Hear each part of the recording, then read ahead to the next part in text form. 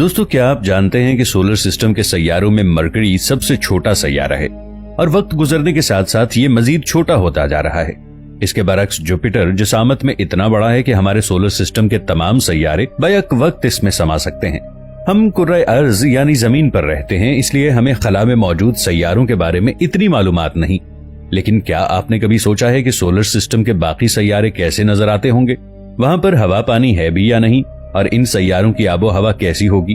अगर हम किसी सैयारे में चले जाएं तो वहां जाकर सूरज कैसा नजर आएगा? वहां से हमारी जमीन कैसी नजर आएगी? ये वीडियो देखने के बाद मुझे उम्मीद है आप एक लंबे अरसे तक इन सैयारों की सैर को याद रखेंगे। दोस्तों, हमारे सोलर सिस्टम में कुल 8 सैयारे हैं: Mercury, Earth, Venus, Mars, Jupiter, Saturn, Uranus और नेपच्यून। दोस्तों, सोलर सिस्टम में सबसे पहले जिसका नंबर आता है वो है मरकरी। ये सैयारा सूरज से सिर्फ 5 करोड़ 80 लाख किलोमीटर के फासले पर है। अगर हम मरकरी की साख्त की बात करें तो ये साख्त के एतबार से चांद की तरह है। जिस तरह चांद पर गड्ढे हैं, मरकरी पर भी वैसे ही गड्ढे देखने को मिलते हैं। ये गड्ढे लंबाई, चौड़ाई और गहराई में बहुत वसी हैं। साइंटिस्ट के मुताबिक मरकरी पर जो सबसे गहरा गड्ढा देखने को मिला है उसकी लंबाई 1500 किलोमीटर है। यहाँ का दर्जा हरारत अक्सर 450 डिग्री सेंटीग्रेड तक पहुंच जाता है और यहाँ रात के वक्त इतनी सर्दी होती है कि -180 डिग्री क्रॉस कर जाता है। इसलिए यहाँ पर इंसानी बका मुमकिन नहीं है। मरकरी साइज के हिसाब से हमारी जमीन का सिर्फ 40% है, जो कि सुकड़कर कम होता जा रहा है।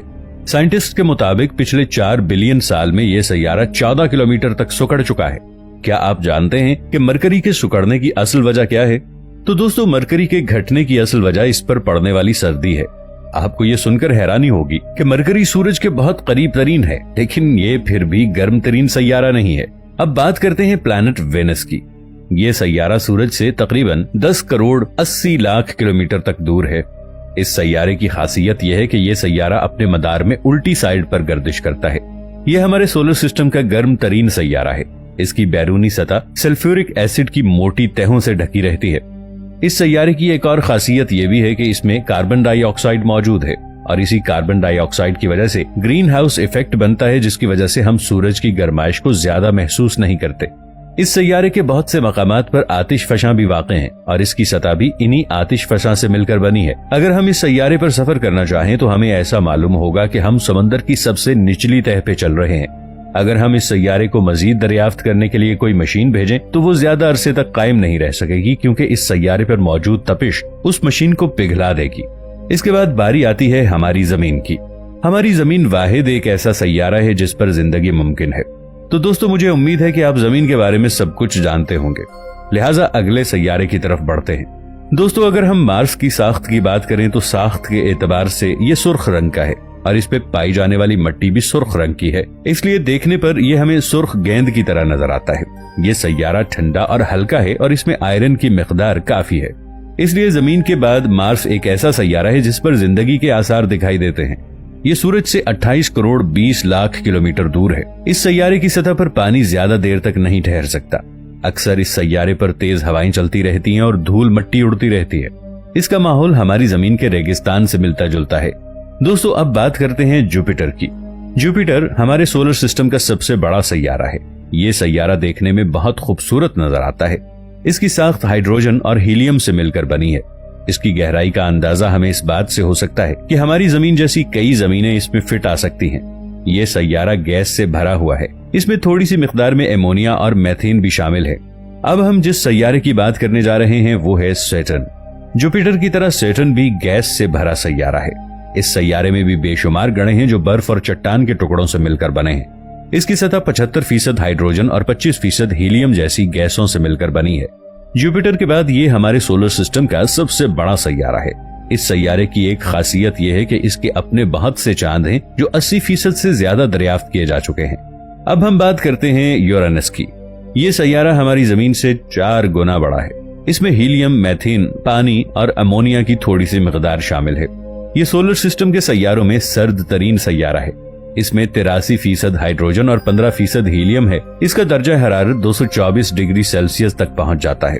अब हम चलते हैं अपने आखिरी सैयारे की जानिब। यह हमारे सोलर सिस्टम का चौथा सबसे बड़ा सैयारा है। इस सैयारे में 72% हाइड्रोजन, 25% हीलियम और मेथेन की थोड़ी बहुत मिकदार मौजूद है। ये सैयारा भी काफी सर्द है और हमारी जमीन से 4 गुना बड़ा है। इस सैयारे के ठंडे होने की एक वजह यह है कि यह हमारे सूरज से बहुत ज्यादा दूर है। दोस्तों, ऐसा नहीं है कि इन प्लैनेट्स पर आज तक कभी कुछ अजीब नहीं हुआ, बल्कि 28 नवंबर 1961 में ऐसा कुछ हुआ जो हमारे लिए मौम्मा बनकर रह गया, जब 2 इटालियन भाइयों ने अपने स्पेस ऑब्जर्वेटरी से कुछ अजीबोगरीब आवाजें रिकॉर्ड की। इस आवाज में एक औरत कुछ बोलना चाह रही थी, हॉट हॉट, ऑक्सीजन ऑक्सीजन। इन भाइयों को पहले तो ये लगा कि ये कोई इमरजेंसी आवाज है। नासा और यूएन स्पेस एजेंसीज को इस आवाज के बारे में इन्फॉर्म कर दिया गया, तो इन एजेंसीज ने कहा कि हमने 1961 में किसी भी एस्ट्रोनॉमर को खला में नहीं भेजा, तो फिर ये आवाज किसकी हो सकती है? ये उस औरत की रियल आवाज है जो कि स्पेस से आ रही थी।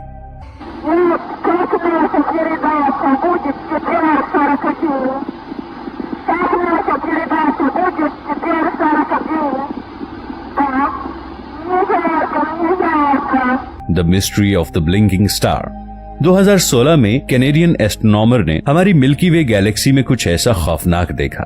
उन्होंने देखा कि 234 स्टार एक ही वक्त में एक ही समत की तरफ ब्लिंक कर रहे हैं। साइंसदान ये देखकर चौंक गए, क्योंकि ऐसा हमारी स्पेस में होना नामुमकिन है, क्योंकि एक सितारे का एक ही साथ एक ही पोजीशन में ब्लिंक करना नामुमकिन सा लगता है।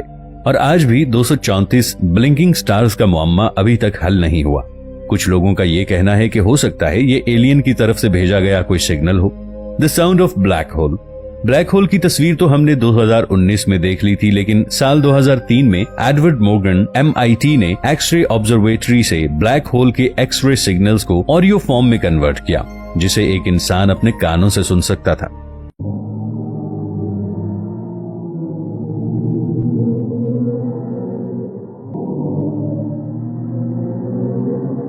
Linear burst. 2007 में साइंटिस्ट के एक ग्रुप ने स्पेस के 6 साला रिकॉर्ड को डीपली स्टडी किया। यहां एक चौंका देने वाली बात सामने आ गई। उन्होंने देखा कि रेडियो वेव्स के छोटे छोटे टुकड़े मुसलसल एक जगह से आ रहे थे, और ये सिग्नल्स हमारी जमीन से 5 बिलियन लाइट ईयर्स दूर थे। यानी कि ये रेडियो वेव्स हमारी जमीन की पैदाइश से पहले के थे, जो अभी हमें मिल रहे थे। लेकिन इन सब में चौंका देने वाली बात यह है कि ये रेडियो वेव्स जिस जगह से आ रही थी, वहां ना ही कोई प्लैनेट है, ना ही कोई स्टार। वो जगह बिल्कुल खाली है, और आज तक साइंटिस्ट ये बात नहीं समझ सके कि खाली जगह से रेडियो वेव्स कैसे आ रही हैं। 1977 में ओहायो स्टेट यूनिवर्सिटी में मौजूद रेडियो टेलीस्कोप ने एक ऐसे सिग्नल को कैच किया जिसने पूरे एस्ट्रोनॉमर्स को चौंका के रख दिया, क्योंकि इस सिग्नल को हकीकत में कोई नहीं बना सकता।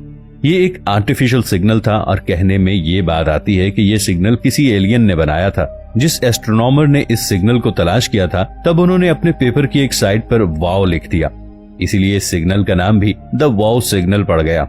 ये तारीख में सबसे ज्यादा कॉम्प्लिकेटेड सिग्नल माना जाता है।